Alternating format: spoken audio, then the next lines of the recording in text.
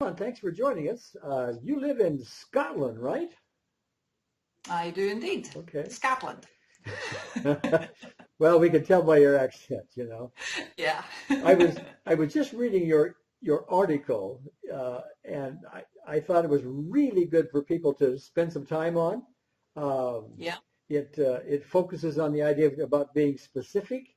In this case, particularly with language. And Yeah. your client had cut his finger, and Indeed. he cut his finger open, and that's the language he used, right?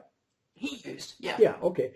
And so that's why you would use it in the process. Okay. Absolutely. Yeah. You want to use the client's words. Yes. Um, Now, what would have happened if instead of using the client's words, you had done something more generic, something like people might put in some of these scripts they do, like even though I have this injury, what might be the result?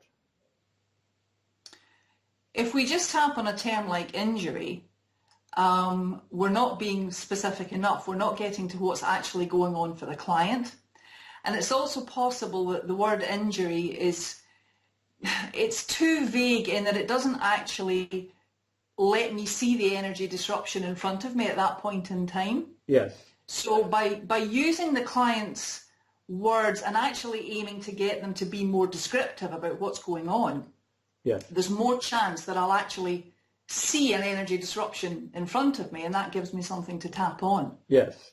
On the other hand, if you just tap on even though I had this injury, Yeah. you're likely to get some results. The client is likely to say, well, it doesn't seem to bother me as much anymore. And Yeah. and for the newcomer to EFT, that may seem like, great, we got the job done. And it would Yeah. seem like that, but we didn't get it all, and that's the point, okay? And so you went on to using something like, even though I sliced my finger, and that he was fine with cut my finger, Yeah. or cut my finger open, but sliced, ooh, Really got to it. yeah, really got to him. So you picked up another aspect. He got deeper results, and all of that is just burrowing down, beneath the process. Yeah, I think something I always say is that if you tap, chances are you're going to get some results, Yes. irrespective of what you're tapping on. Even if you're tapping without pointing at anything specific, you're probably going to get some results. Yeah, you'll get relaxed. You may be tuned into something that you're not even aware of at the moment, Yeah. and something happens. Yeah, right. Something happens, yeah. So when my client said I cut my finger and he reacted to that, there was something for me to tap on. That was quite clear. Here was a word that even saying the word cut, it made him shudder. You could actually see how distressed he was by this word. Yes. So we tap, tap, tap. And now we can say, I cut my hand open and it has no impact whatsoever. So yeah, on the face of it, you think, hey, job done. Yes. It would appear that the client's not affected by it anymore. But in actual fact, a little bit of digging, a little bit of checking, trying out something else, it's a similar word, same meaning, Yes. but the client hadn't used it.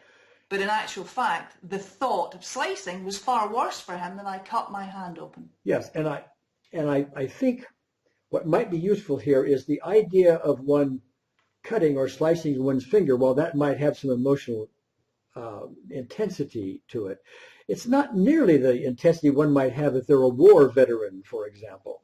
And so what I want to do is take this relatively mild, I cut my finger type thing over to the war veteran. And if you start having, so even though I have this bad memory, or even though I have this PTSD or something like that, Yeah. they can actually get some results. They might even sleep better, etc. But you have done them, my view, a disservice by not getting down into the really specifics of that. That was all those memories and so on. So, give me your thoughts on that. Well, if I can give you a sort of example of something that I do. When a client says to me that they feel angry, let's say, about something that has happened, what I'll often do is just play around with the idea of anger. And as I'm saying, and even though I'm angry about I'll throw in, maybe I'm furious about it. Yes. Maybe I'm, really, really angry. Maybe I'm just frustrated. And what I'm doing is I'm watching the client's face. I'm looking for a reaction to each of those different words. Because although they all sound the same, they can all have their own energy disruptions associated with them. Yes. So if you take that then to something like PTSD, for example, even though I have this PTSD, it's a huge block, but actually it can be made up of lots of little component parts, each of which has got its own intensity. Yes. And that's what we're trying to find. Yeah. And often just going for the specific memories involved, and then the specifics behind the specific memory, you really get this stuff done thoroughly. And with EFT, you can often do it relatively efficiently compared to talking about it forever and that kind of thing, as conventional therapy tends to do. Yeah, I think for me it's the idea that one single word can actually carry so much emotion with it. Yes. And it's about having that awareness that, like I said in my article, you've cleared the feelings on one word, but there's actually still emotional distress there, and it happens to be hooked around another word. And I'm talking about the language side of it. Yeah. And obviously you're talking about being specific across the board. Sure. But, you see examples of it again and again and again in the therapy room. Yeah, of course. Helen, thank you so much for your insight. I really liked your article, and I think this discussion and the article itself is going to help a lot of people. So thank you so much. You're very welcome. Thank you for the opportunity.